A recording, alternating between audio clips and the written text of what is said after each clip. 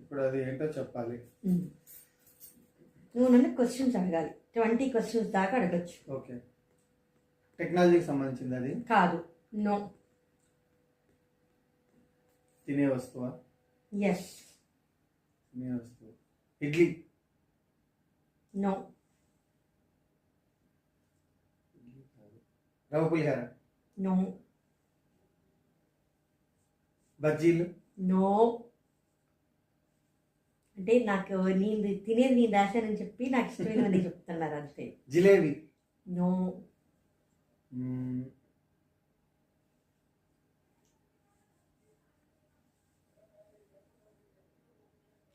అడుగు.